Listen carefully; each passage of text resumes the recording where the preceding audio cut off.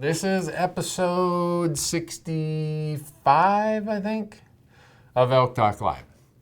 And it is brought to you by Bowtech, Loophole, Onyx Maps, Go Hunt, Rocky Mountain Hunting Calls, Tight Spot, Ripcord, Black Gold.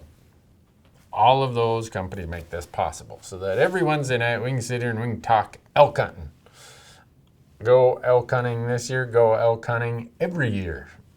So, Stefan asks, what do you think of the moisture this year for antler growth? I think, based on the moisture from Canada to Mexico, I think that 2019 is going to go down as the best antler year in a decade. So, if you have a tag, you should be excited. If you don't have a tag, you still have Nevada deadline on April 29th. You have the Idaho deadline on June 5th. And then you have over-the-counter and leftover options after that. So you should be out in some way, shape, or form elk hunting this year. So a bunch of people are already asking, Randy, did you draw anything in the Montana draw results that came out Monday, 2 days ago?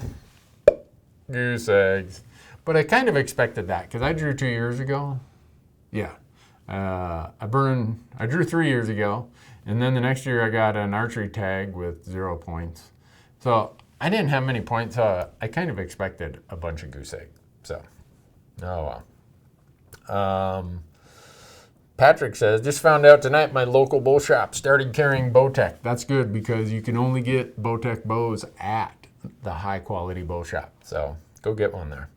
Let's see.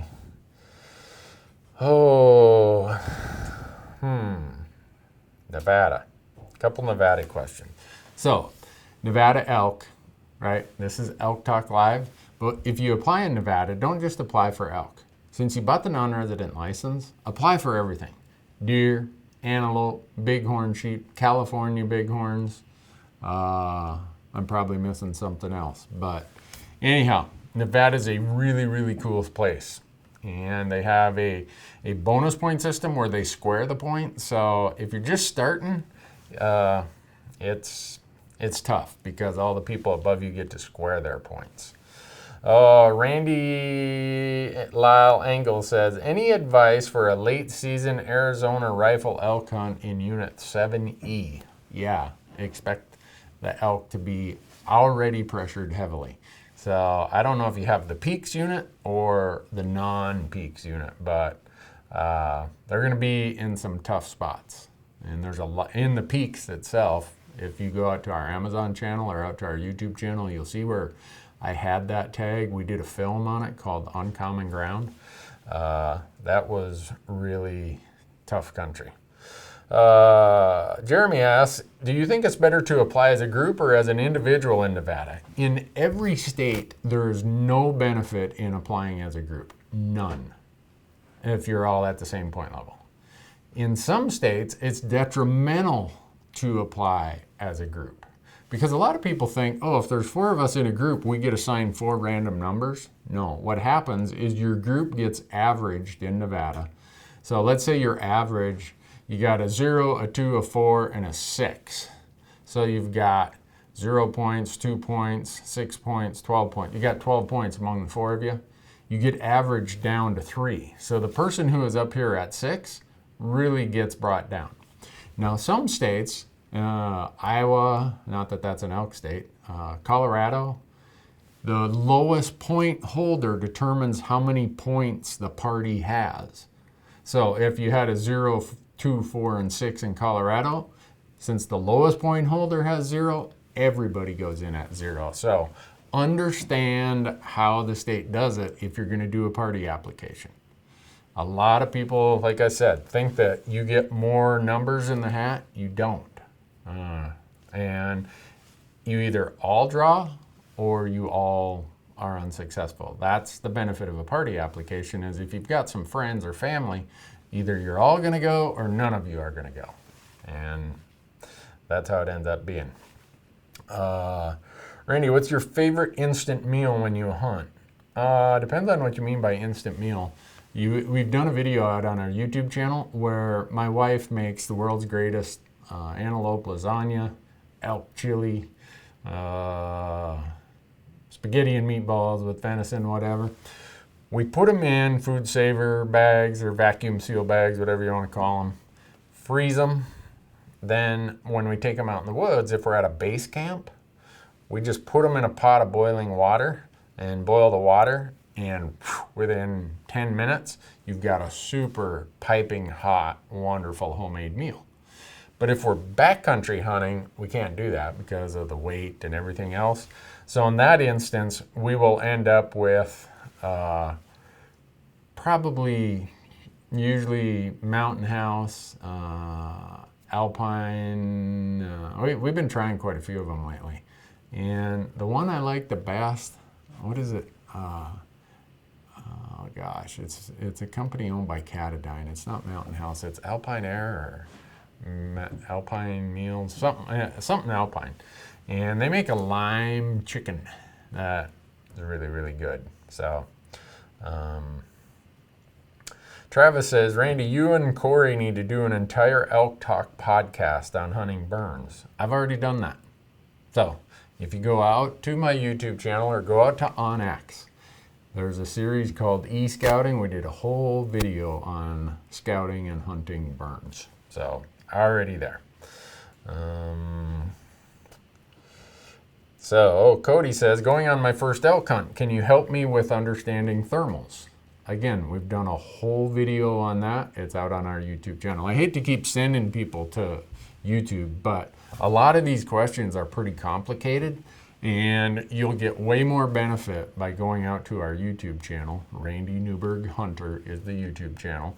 And when you get there, you can search the channel videos, and if you type in thermals, that video is going to come up. The abbreviated version is cold air in the morning, in the early morning is going down. As the surface warms up, that air gets lighter, and it starts changing and coming up during the day. And then as the sun sets, the last little bit of the evening, it starts going back down. So you get this flip-flopping that's happened during the day. But thermals are something that I would say mess up way, way more hunts than probably anything. So good to pay attention to those.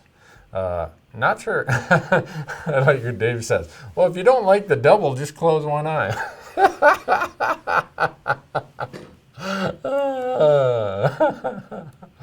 Oh, that is funny.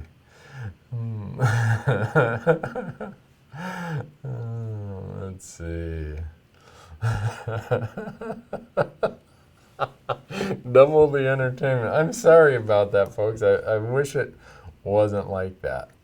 Randy, can you talk about starting a fire when it's really wet and snowy? Yeah, bring a fire starter item. At Army Navy Surplus, you can get these little foil packages of trioxane. In the past, I've said, back in the old days, the military used to use this. And some guy said, well, when I was in the military, they didn't use that. I'm talking like a long, long time ago. It will heat and start in any condition. Have a lighter, and if you have some sort of accelerant like trioxane or one of the other things, some people will just use Vaseline in, whether it's sawdust, Vaseline in cotton balls. I've seen all kinds of things, but that's usually gonna make life very, very easy, or much easier when it comes time to do that. So Brandon asks, how do you stay focused during the slow periods? We talk about this a lot. We build fire if it's a late cold season. We build a fire and sit there and just glass and glass and glass and glass. Gives you something to do. You're tending the fire. You're starting the fire. Keeps you warm. Now, if it's not cold, we're not going to start a fire. And I have my own routines of, all right, every 10 minutes I'm going to get up and I'm going to go walk over here and I'm going to glass that spot. And then I'm going to come over here and I'm going to go glass that spot. Now, if it's really slow going in the peak of the rut, say September, the way that I keep my mind going is I keep walking and calling, moving, walking and calling. So it usually doesn't come down to a problem like that when it's the peak rut. So Gerald asks, how do I feel about the 6.5 Creedmoor for elk? I have a couple Creedmoors, but they're not my choice for elk. Will they kill an elk? Yeah, for sure. But there are way better choices out there. And I know instantly when you say that, other people are going to say, no, it's blah, blah, blah. I get it. Yes, my opinion. My opinion is there are way better options for elk.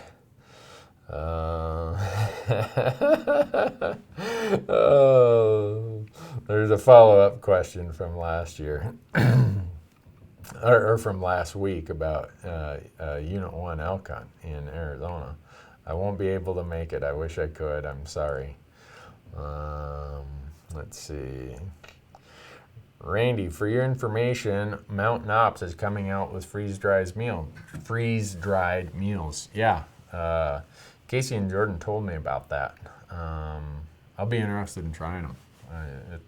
I'm sure it'll be a good option. It'll be a great addition to what's already out there. Patrick asks, how many hunts a year do you go on that you don't film? 0. I have a deal with my wife. If I'm going to be gone for, say, 5 months out of the year, I better be filming. The only non-filmed hunt I have each year is when my son comes home for Christmas. We usually go do a duck hunt, and cameras are off limits. No cameras when we're duck hunting. So, let's see.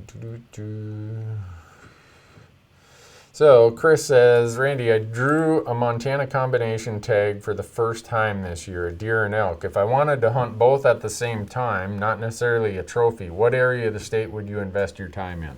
That's really hard in Montana because our good elk country in the western and southwestern part of the states has abysmal deer hunting. I don't know what else to tell you. And the good deer hunting in the central part of the state, maybe the eastern, southeast, northeast parts of the state, all of that elk hunting is on a limited entry permit.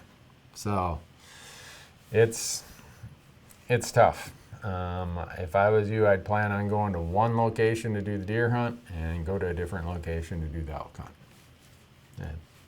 And I'm just trying to save you some disappointment.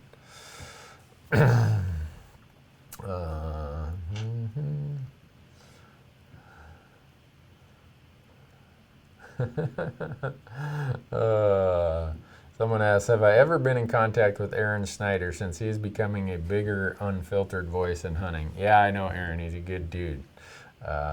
Really a good guy, serious hunter. Aaron's not gonna beat around the bush. He's gonna tell you what he thinks. Let's see. Someone says, Randy, in Unit 16E in New Mexico, there's no camping. Any suggestions on surrounding areas to camp? There's a lot of camping in 16E. Any Forest Service, any BLM. There's a lot of places of state land, but nearby that's, because in New Mexico, you can't camp on state lands, state trust lands. So I've had that tag 4 times, I think, between rifle and archery and helping my nephew. And there's a lot of little pieces of BLM land that you can camp near that state land. So just make sure you're on the state land or off the state land and on the BLM or the Forest Service, and you'll be fine. Randy, if everyone else is hunting burns, what is option 2? Depends on the time of year. You know, it cracks me up. We talk about hunting burns because so many people see it in our footage. And it almost becomes, for some people, that's the only place to go and hunt. It's not the only place to go and hunt. And at some times of the year, it's not even the best place to go and hunt. So I'll get lots of emails, lots of comments, because last summer, when we did our whole e-scouting video series with OnX, one of the videos was about burns. And I thought, well, I got to talk about burns. I got to talk about other places. Anything that disrupts the canopy is really what I'm talking about. And everybody seems to have gravitated for, oh, go on a burn, go on a burn, go on a burn. And it's good advice, but it's not the only place. So I will, if there's not burns nearby, I'll hunt avalanche shoots. I'll hunt beetle kill. I'll hunt at least the edges around beetle kill.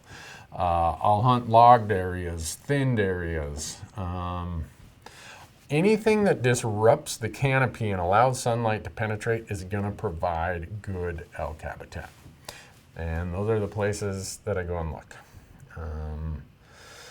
Adam must have seen the promo for our reindeer film that's going to premiere at the Backcountry Hunters and Anglers Rendezvous in Boise, whatever that Saturday is, May 4th, I think. We just posted a teaser of that up on our YouTube channel. And he said, Randy, how much fun did you have in filming reindeer? Well, one of the things you're going to see, I'm not in it that much. And the reason being is I have a really strange liver condition, and I almost didn't go on that hunt. Because when I left Montana, my liver was killing me. But I went, and I made the brutal hike to get up in the Alpine, and that just about killed me. It made me sick for the entire hunt. So I spent a lot of time laying in the tent trying to recuperate. So was it a ton of fun? It's always a ton of fun, but not when you're really sick.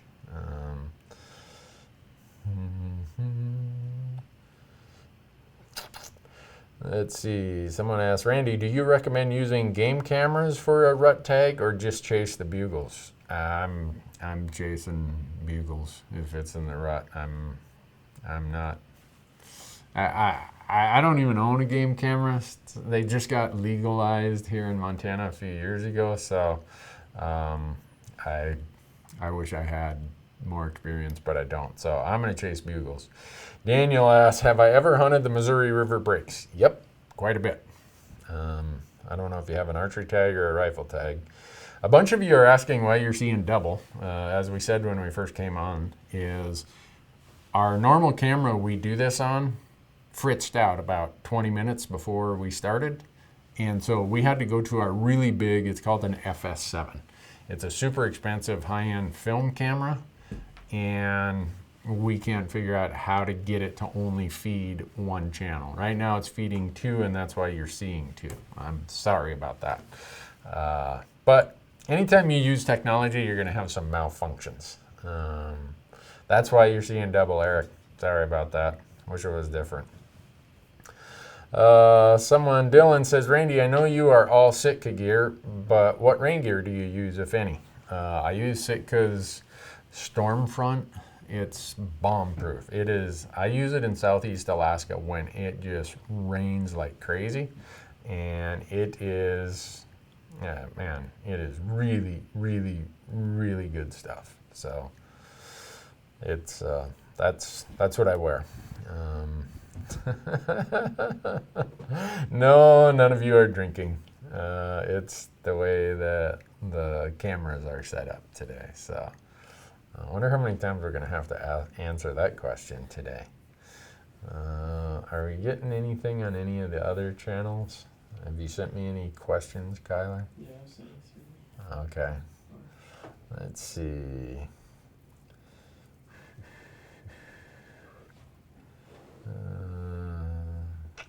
Have I ever thought of doing a whitetail or bear hunt in Wisconsin? I have not.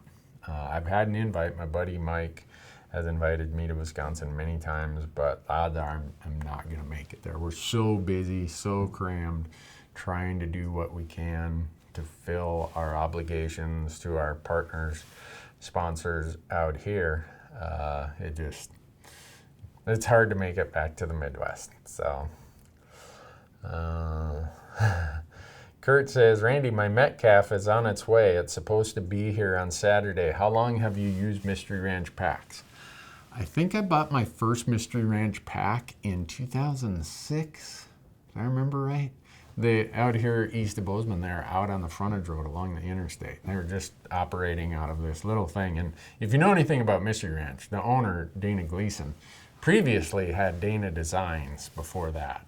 And he's a world-renowned pack maker. So when they started making military and firefighting packs, he had some people who were tweaking them for hunting. And I'm like, that sounds like a good idea. So I bought one. And then once we started doing the show, I had guests, so I had to buy more. And we ended up with quite a few of them. So I've been using them a long time. Ron asked Randy, which Bowtech bow are you shooting this year and why? I have an SR6 and an SS. They're because they just shoot great. I'm thinking back of all the different bows I've had. Realm, Rain, Experience, Prodigy. Every one of them shoot so much better than I'm capable of. But this winter I used my SR6 down in Arizona. Shot a javelina with it and thought I was going to shoot a coos deer with it, but I ended up not. But that's what I'm doing. What was this?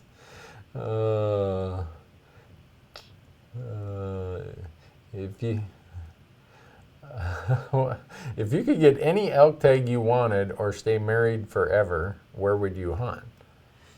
Well, I'd stay married forever, so if it was an either or, I probably wouldn't be hunting. Have I ever hunted the Ozark Mountains in Arkansas? That I have not. Let's see. What areas would you be looking to bow hunt in the unit if it didn't have burns or timber cuts? That would depend on which state I'm at, what elevation, all kinds of stuff. I hate to keep sending people back to videos, but last year when we did the e-scouting series, we talked about the 5 periods of elk hunting. And I'm sure people get tired of me talking about this, but this is how we do it. In fact, this summer, because Michael, one of our camera guys, he drew his first elk tag in Wyoming this year. He's never had to e-scout. He's from Ohio. So we're gonna walk through piece by piece every bit of him planning this. And you're gonna get tired of me saying, Michael, go back and think about this. What season are you hunting?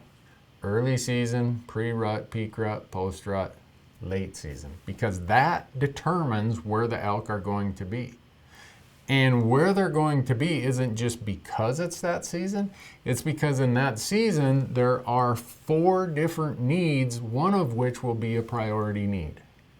So if you're hunting a place where the priority need is food, go where the best food is. Learn what in your area, learn what the elk eat. And it's varied. They'll eat anything from junipers to grasses, to forbs, to aspen leaves, to whatever. If it's a food is the highest priority, you need to know what their primary food is, because they're going to be in that location where that food can be found. If sanctuary or survival / whatever you want to call it, getting away from being shot is the #1 priority, well, you got to go to those places that provide them sanctuary. So I know that people want a defined answer. The answer is found by going through this decision tree, I'll call it, of what are the 5 seasons. Once you know what season it is, then that tells you what the 4 needs are and what priority those needs are. And I always focus on the #1 need. And in these videos we did last year with Onyx, all of those are out there. The entire discussion, I don't know how many videos we took out of that 12-part series dedicated to just what I talked about. So I would go out, look at those, and it's probably going to find, or you're probably going to find the answers to a lot of those questions that you have. Let's see. Am I going to hunt elk in Wyoming this year? Yeah, I drew a second choice tag in Wyoming. It's a very tough hunt. There's hardly any public land. The good part is it's an either sex tag, so I'll probably end up going cow elk hunting down there. Your mic just did something. Yeah, battery died. So we got more technical difficulties here. Here, Yeah, just the shotgun mic should still be on. all right. This one right here. Yep. So here's how I'm going to talk into this mic up here, folks. This is part of our daily fun. Is I have to imagine if you were out hunting and you're going in on a stock and a camera guy stopped you and said, whoa, whoa, whoa, your audio's dead. Stop, stop, stop. And you had to stop and do this. Well, that happens a couple times every year. We're going in on a stock, and we think we call them freshies. We think we got some fresh batteries in there, and only to find out those weren't freshies. Those were dead ones. So, how we doing? You got me? Sorry, folks. Today is full of technical challenges. I'm about ready to give up on technology today. I think we're just going to go back to sitting around a campfire talking about this stuff. All right. So they said that they couldn't hear it on the shotgun mic. Everybody said it's gone.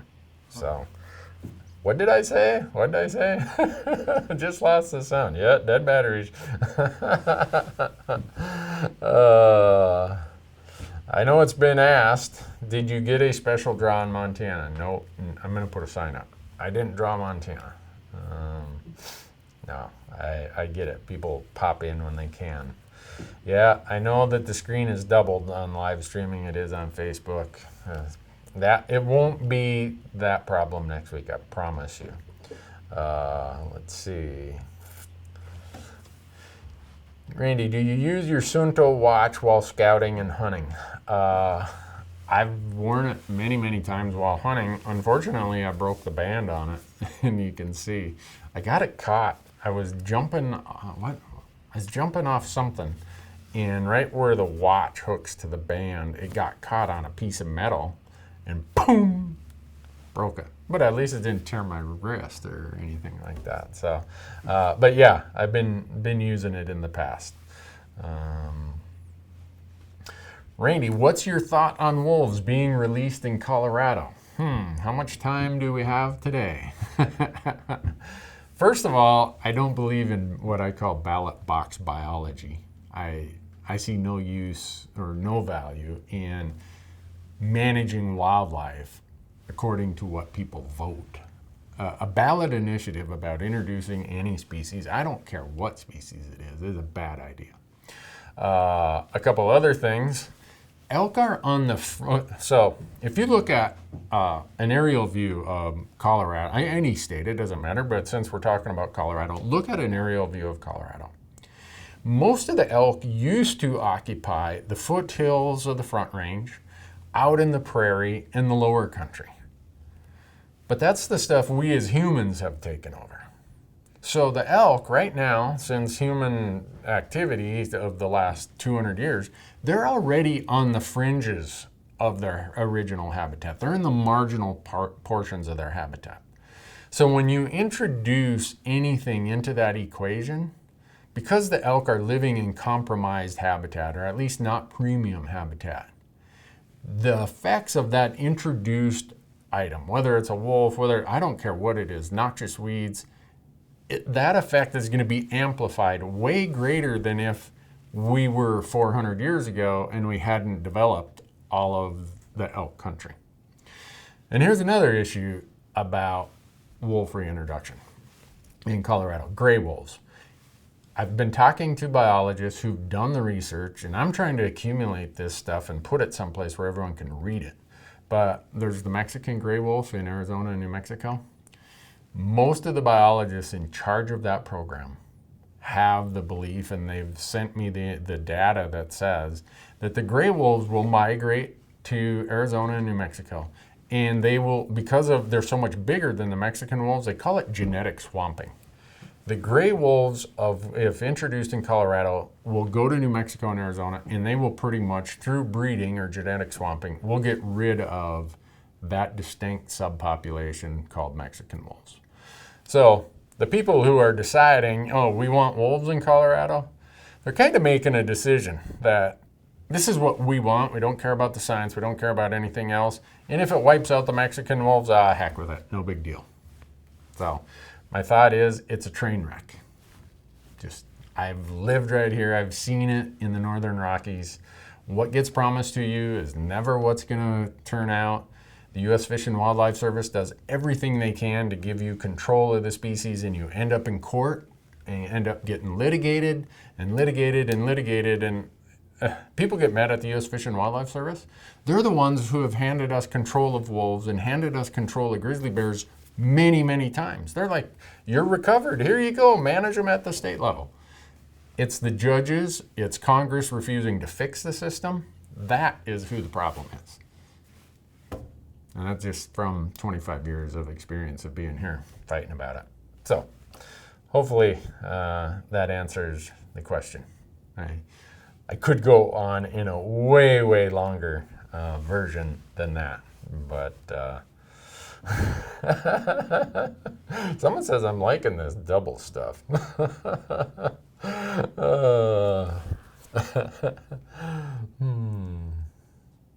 Let's see. Randy, I drew the 411-20 and my daughter drew the 900-20. We have a small parcel in central Montana near where you've helicoptered in before. We're looking for a fly-in service. This will be only my second year of archery hunting that area.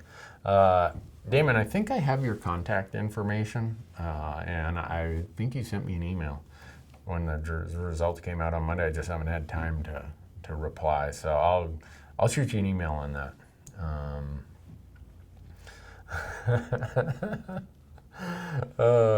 Chris wants to know, Randy, is your uncle going on his elk hunt in Wyoming this year? He just called me the other day. So here's what happened. Last year, my uncle Larry and my son Matthew applied as a party in Wyoming. Matthew had a few more points. He could have drawn another unit, but Matthew and Larry are like this. And Matthew said, I don't care. I want to go with Larry. So they put in as a party and they drew. And in October, the season starts in November. In October, Larry got notified by his doctor. Guess what? He can't go. Larry's been on an experimental chemo program for years and years and years, and it started messing with his heart. So he was bummed out he didn't get to go. But Wyoming's got this really cool program where you can apply to have your tag reserved for the following season if a medical issue prevents you from using it in that season. So Larry went through the whole process. All of his doctors, his cancer specialists, his cardiologists sent in the paperwork, and Wyoming said, yeah, we'll grant you the tag for 2019. And Larry called me the other day and said, hey, I got it in the mail, and I think I'm going to be able to go.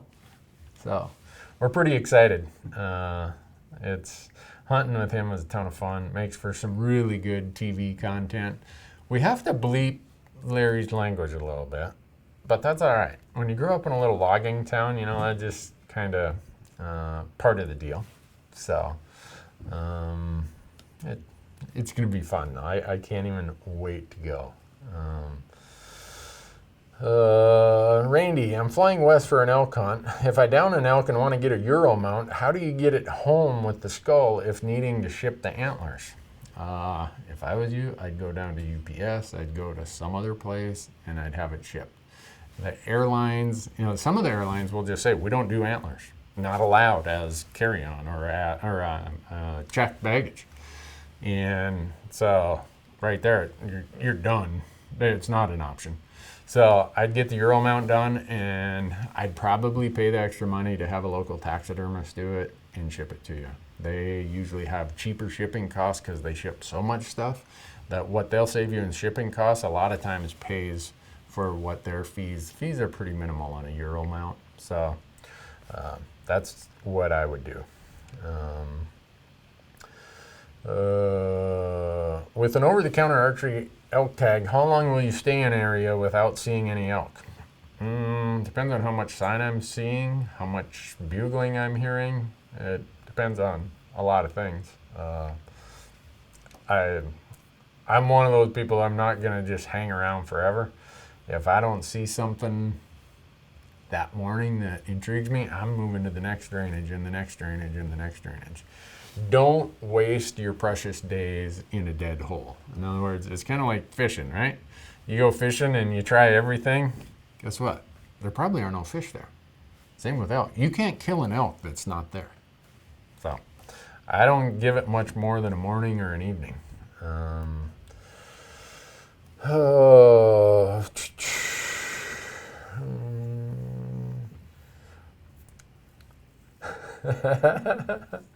Someone's asking, Bureau of Land Management or National Forest lands, which are better? It depends. You get there's going to be some cases, some units, some places where one's better than the other. Some they're equally bad or equally good. Doesn't matter. If I had to pick only one state in which to hunt elk for the rest of my life, what state would it be? Well, if I could get a tag every year, it'd be Arizona. But that's not going to happen. No, it'd probably even be Nevada. But you're lucky if you get an elk tag every 20 years in Nevada. Yeah, probably not even that. So, being practical, if you told me I could hunt elk every year in Montana or Wyoming, I'd be happy as a clam. Between those two, if I was archery hunting, I'd probably pick Montana. If I was rifle hunting, I'd pick Wyoming. So, not sure if that answers. Randy, if you're buying a Howa rifle, do you have a preference over the 270 or the 30-06? For elk, I'd probably pick the 30-06, though I've killed 5 bulls with the 270. Either one's going to do just fine. Just make sure you're using really good bullets. In my 270, the 5 that I shot with that, I was using 150 grain Nosler partitions. Serious elk medicine. For an archery elk hunt, what is your broadhead setup? I use 125 grain bone broadhead. It's a 2-blade bevel point.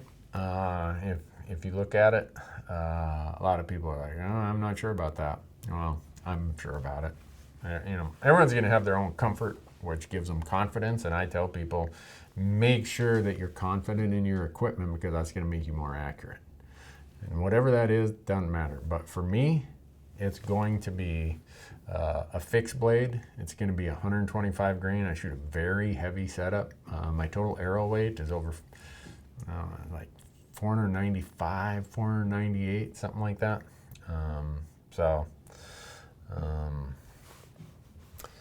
Let's see. You're smiling, Kyler. What's someone asking a funny question here that I'm missing? Instagram's hyping up on Nevada. Oh, okay. Randy, how's the spring bear hunting going? I don't know. I haven't even been out. I just got through tax season, and I've been trying to get caught up here, and I'm not doing a very good job of that. And next week, I'm on the road 4 of 5 days next week. The following week, I'm going bear hunting. And the following week, I'm going bear hunting.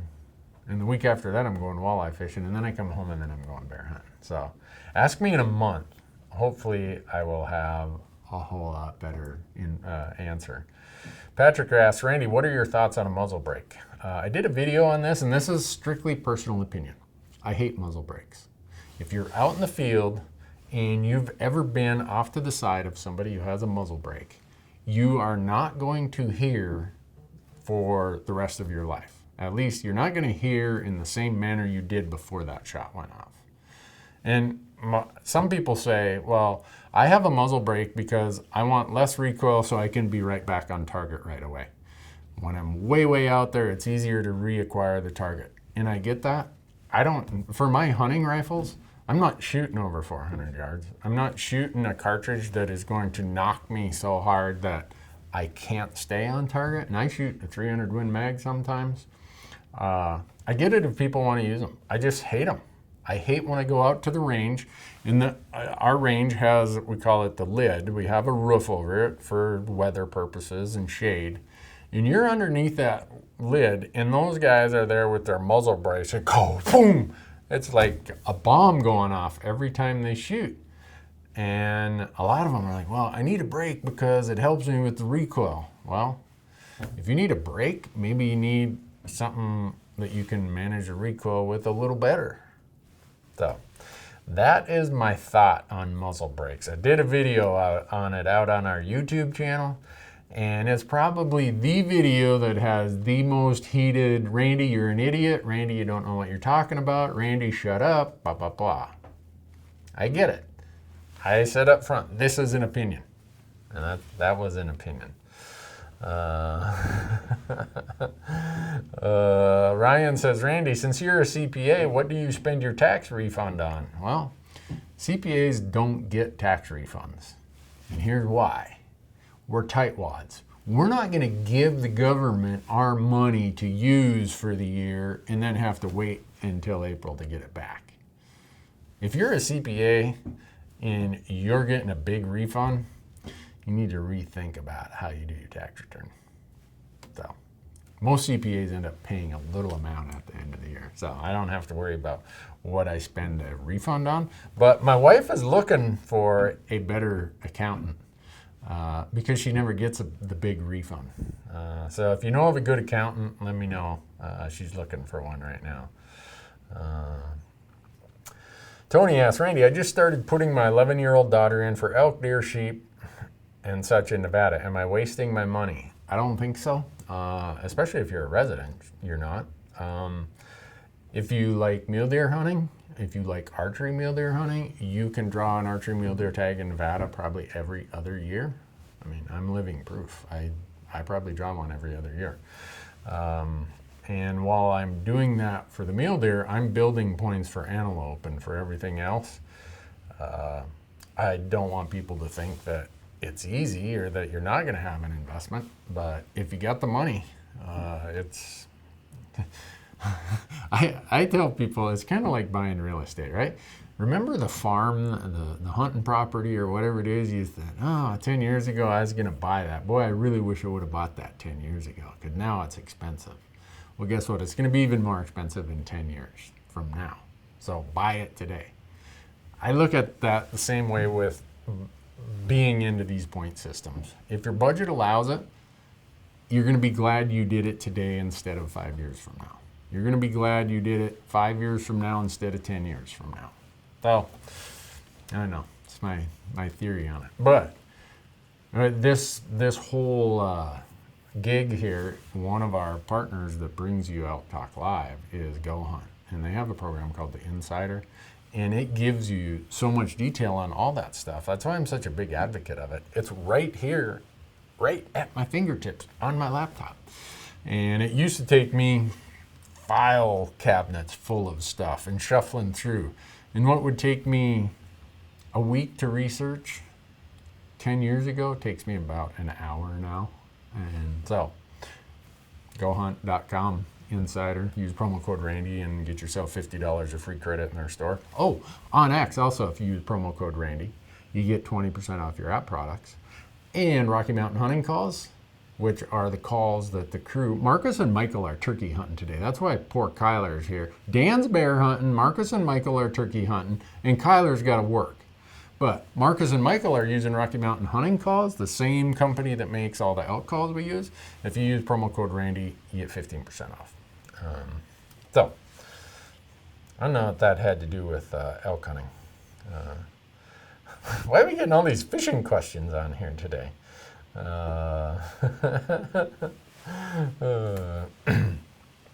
This is a common thing that's been circulated this week. Lance asks, Randy, Montana draw results just came out, and I have a handful of friends who did not draw a big game combo. Were there less tags giving out or more people applying or both? There were not less tags given out. By statute, Montana requires Fish, Wildlife, and Parks to issue 17,000 tags that are the deer elk combo and 5,500 tags that are just the deer tag. So every year they got to issue that many. What's happening is more and more people are applying. The economy is good, so every state right now is seeing more demand. When the economy went in the tank in 2008, 9, 10, and 11, application numbers went down. Right now, people are allocating more of their budget to hunting, so we have more applicants, and so same number of tags, but more applicants is going to result in fewer or more people being unsuccessful and a smaller percentage being successful. So, what are you laughing about over there, Kyler? There must be some really good stuff coming in on Instagram. One of those Facebook comments was pretty funny. Oh, okay. Have I ever eaten brown bear? No, I have not eaten brown bear. Let's see. Questions. Boy, we're going to do a video on this one. Someone asked, what questions should you ask a biologist when you're looking into a new area? We're thinking about doing a video on that for our YouTube channel, but be as prepared as you possibly can. If you can imagine being a poor wildlife biologist in Montana today, results came out on Monday, their phone has rang nonstop since the results came out on Monday. So they've got their work to do. They're out in the field doing surveys and they're trying to accumulate data. They got to get their reports into their supervisor before the next commission meeting, but yet they've got 500 phone calls they have to return. Well, if those 500 people are really organized and have precise questions, they're going to have a way better, what would I say, attitude about replying to your questions. If it's just, hey, I drew this tag, can you tell me about it? They're gonna send you, they're gonna have a standard answer. Go to Birch Creek. And they're gonna send everybody to Birch Creek. And the people who ask precise questions of, I've been doing my research, and up here in Aspen Creek, what's the hunting pressure like? I know there was a burn there, Can you tell me, is the hunting pressure this, or do the elk move through there? They're gonna answer that question with more sincerity and more honesty than just the vague question of, can you tell me what I should do? You're getting sent to Birch Creek along with 50 other people. So opening day, you're gonna show up at Birch Creek and it's gonna look like the Walmart parking lot. My point is, be as prepared as you possibly can with as smart and intelligent questions as you know of. Do your own homework before. There's a lot of the information, they spend time putting it up on websites, any of the state agency websites of harvest data, bull to cow ratios, cow to calf ratios, the trend data, is the herd growing, is it shrinking, all this stuff. Already have done all that research. Don't let them be your Google, okay? Be as respectful of their time as you can, and you're gonna get way better answers from them. If you want to be notified of this gig, especially next week when we don't have the double screen, text Randy to 64600 and you will be notified. And I'm trying my best to, this is messed up. I'm looking at the double screen. It's messing me up also. Someone says, Randy, can you tell us a deer hunting story from your childhood? Oh, I got millions of them. This is probably not the place or format to tell them. Some of my family and friends are on here right now. They'll tell you some of those stories. They'll be like, don't listen to anything that guy said. He's an idiot. I grew up with him. I know. Don't trust him. Michael asks, Randy, how do you stay conspicuous when hunting some of the more popular areas you hunt? Or do you just not worry about it? People have to recognize guys like you and Corey Jacobson when you go into town. Yeah, it happens, but you know what? I'm the luckiest guy on the planet. I get to hunt 5 months out of the year. And if that means some people want to stop and visit with me, I feel it's my obligation to stop and visit with them. If that slows me down a little bit, oh well. When you've been blessed and given the amazing opportunity I have, I think you owe it to give something back. Now, a lot of people get mad when I show up, and I can't speak for Corey, but we'll show up and they'll see our truck at a parking lot. And I've been out on websites or Facebook or Instagram, and there's a picture of my truck. Guess what? Randy Newberg is hunting Unit 44 this year. And poof. And then I get blamed for being a blowhard. Oh, he's always telling everyone where he's hunting. No, I never give unit numbers, never. But people see us, and then they start telling everyone out on whatever platform, yeah, they're hunting this, I saw them, or they're hunting that. Pretty much everybody is so kind and so nice. I feel so lucky. I can't even tell you how lucky I am. When I say I'm the luckiest guy on the planet, I believe that. I was born in the greatest country in the world. I live in an amazing place. I'm married to an unbelievable woman. I've got an amazing family, my son and all my siblings and cousins and aunts and uncles. Man, I don't know. I don't know what I would do to have it any better. So if you see me in the woods, odds are I'm going to spend some time talking to you. Now, if a grouse happens to walk by while I'm talking to you, we just sorry, I'll see you later. But I try my best. So let's see. Live stream looks like everyone kind of shut down live stream there. I'm not getting many questions. Either that or my computer is pooped out on me here. Let's see.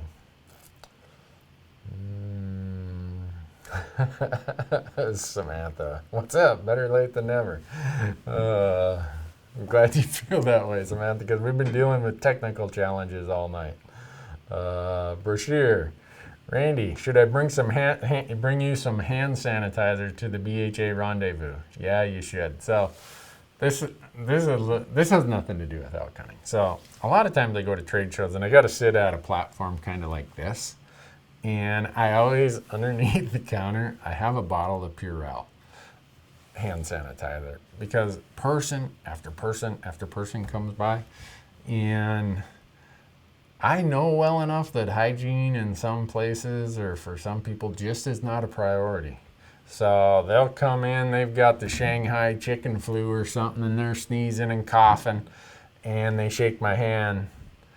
The first thing I do is I'm like getting the Purell out and I'm wiping my hands off for two reasons. One, for my own sake, but there's other people in line and I don't want to be like this transmission vector of disease. So yeah, bring some Purell, I might run out. So, and if you see me doing that, if you're in a line or you see me somewhere and I'm doing Purell, don't think about it in the way that I think you got germs. I'm trying to prevent spreading someone else's germs to you.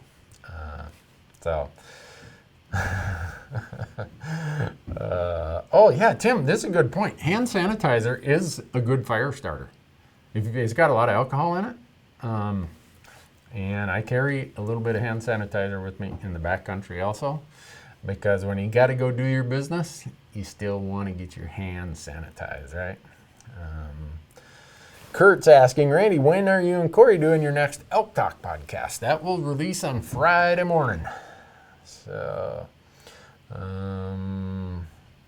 what is my favorite late season shelter? Depends on which area of the country you're talking late season. In the Northern Rockies, if it's late season, my favorite late season shelter is a motel. I'm sorry, it is. I've stayed in wall tents before. Wall tents, I've had them. They're a lot of work if you're setting them up, moving like I am. I'm going from place to place to place.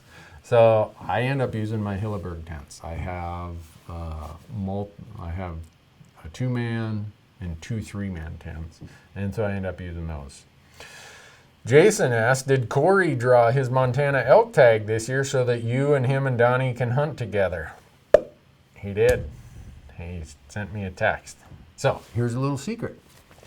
Corey, if you looked at the Montana draws this year, when you go into the draw, if you're a non-resident, you say, all right, I'm going to apply for this. And if I don't draw, I want to be on the list for people who turn their tags back in. Because a lot of people in the application say, if I don't draw, give me a refund. Or if I draw my general tag, but I don't draw my limited entry tag, give me a refund. Well, Corey and Donnie did not draw in the first part of the draw, but they went back and checked later and boom, and said, yeah, you got a tag. What happened is they'd checked the box that said, if someone turns the tag back in, I'll take it. And so when those tags started getting turned back in that same day, boom, they drew. So when you do your Montana application, check that box that says, yeah, I want to be on the fallback or alternate or leftover or turn back, whatever list you want to call it. Randy, what does your first aid kit look like? Oh man, it's sitting in the room right over there. And if Kyler didn't have like 14 different cables around him, I would ask, oh, he's going to get it. So I've been using these new first aid kits. And I'll admit, it was driven by our buddy David Brinker, jabbing himself with Corey last year. So you see this, Adventure Medical Kits. This is the big one. This is the Sportsman series. And I have a much smaller one that fits in my pack, but this is the one that stays at base camp or at the truck or whatever. And inside it is everything you would ever want. And then in here is also a smaller kit that you can take with you when you go on your backpack hunt. So, adventure medical kits, I'm really liking them. What's in it? Depends on which kit you get from them. I've been carrying some, what do we call it, quick clot now, the stuff that will stop bleeding in a hurry. I've been carrying some extra stuff of that. Charles says, Randy, what podcast app do I need to download and catch your podcast on Friday? If you have an iPhone, it's got a built-in podcast app. I don't have an iPhone. I have a Droid, and I use Podcast Addict. You can use that, Podbean, and go into Google Play or the iTunes store, or what is it? Is that what the iPhone store is? iTunes, and buy the app, or download the app.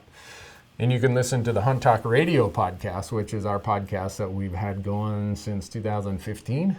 So we're almost 4 years into the Hunt Talk podcast. And then Corey and I do the Elk Talk podcast, which is brought to you by the Rocky Mountain Elk Foundation. Which I hope you're a member of the Rocky Mountain Elk Foundation if you want to hunt elk. They've opened up 1.2 million acres of public land, either new access or much improved access. And they have done a ton of work on other lands, over 7 million acres of habitat that's been improved and made more productive for elk. So, your money goes to a good cause there.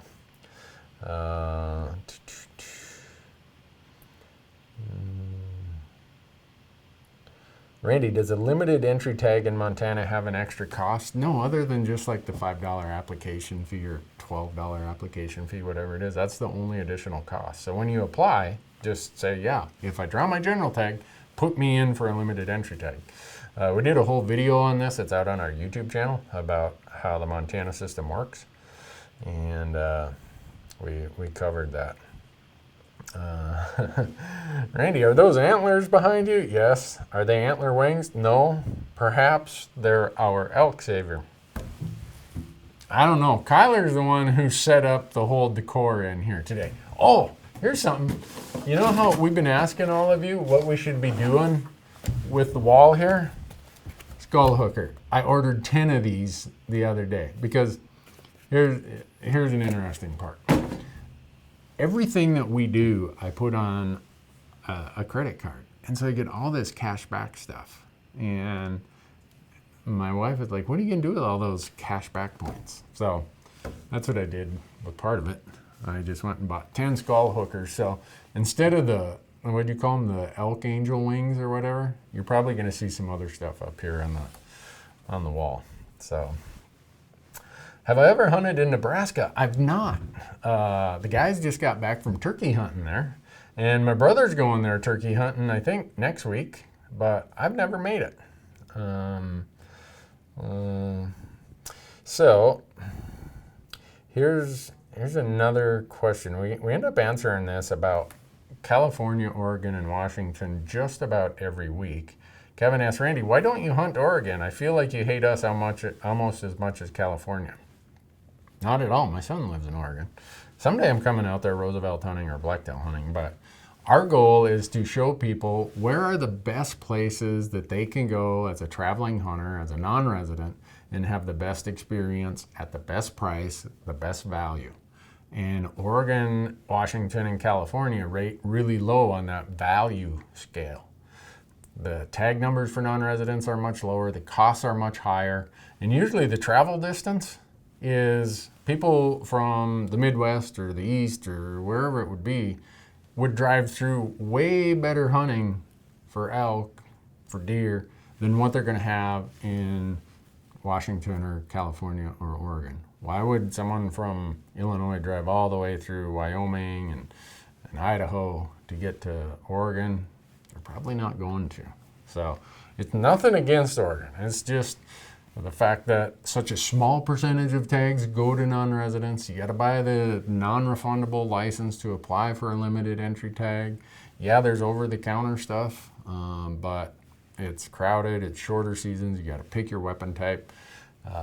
Probably where Oregon excels is in the archery blacktail and the archery Roosevelt elk, and those are ones I'm going to go do someday. So no hate, just a fact of what we try to do, and a fact of how the opportunities are managed in those states. And to your credit, in Oregon and Washington, you should be thankful your agency manages more for residents and less for non-residents. And there's nothing wrong with that. Whereas a lot of the states will get criticized that you give away too much non-resident opportunity at the expense of resident opportunity. You folks in Washington and Oregon can't say that. You got the non-residents cinched down pretty tight, which is probably how it should be. So, but Randy, we want to see you glassing in the thick stuff on the coast range. That's not going to happen. If I'm glassing anything, it's going to be just whatever is out my windshield as I'm driving to the trailhead. Randy, how does the Alaska spring black bear draw work? Well, you got to apply 18 months in advance. So if you are going spring black bear hunting right now, say in May of 2019, you had to apply for that hunt in December of 2017. Yeah, you got to buy a non-refundable license, and you got to apply for the units in the southeast part of Alaska. There's other parts of Alaska you don't have to apply, and you just go buy your tag. So, but if you want to hunt the places we do in southeast Alaska, you got to do it, and got to do it in a way that is well in advance. So, let's see. We got to be. Oh, who's the best elk caller on our crew? Easy, Marcus. Marcus is our best elk caller. Well, Corey when he's with us, obviously, but I'd say after that it's Marcus, and I just make it up as I go. But I call in quite a few elk, so my own personal experience about what you got to sound like, because I'll get people, like, we posted an episode, a turkey episode last week, and some guy's like, Michael, your turkey calling sucks. Well, yesterday, Michael called in a turkey and shot it. So it must not suck that bad. And I'll get people say, Randy, man, that sounds like a whiny cow call. Yeah, I like real whiny cow calls. I've had way better luck with a whiny, high-pitched cow call. And so that's what I use, and a lot of elk come into it. So what it's taught me is there's no perfect way of how you have to sound. I don't care what animal you're calling. Just go out and do it and practice it, and you'll get better and better. I think it's mostly understanding how to put emotion into it and the timing of when that animal responds, how and when should you respond. That's my real shortcut method to a guy who's really not that great at it. I like Ron's answer. I've heard some really fake sounding elk that were elk. Me too. One of the biggest bulls I ever saw in Arizona, you would have swore that thing was a donkey. But he was huge. I mean, huge. So I don't necessarily just worry about that. All right, Kyler, what do we got left? Anything? You got one that... Patrick, thanks for this comment. He said, I appreciate you doing all these bonus videos on each state and their application systems. Thank you. We put a lot of effort into that. It takes a lot of time. Kyler and Dan and RJ, they spend a ton of time filming those videos, editing them, and then I review them. I'm like, no, you got to this, you got to that. Wait, you got to put this. Wait, hold on, didn't. Well, I've been doing this stuff for 25 years in all these states, and I've got it all stored here in my head, and I may not always say it. And so I'm telling those guys, wait, we got to go reshoot this piece. Well, we forgot about that piece. And so I appreciate his patience, and RJ and Dan. I like Curtis's comment. I've never seen a real turkey or a real elk win a calling competition.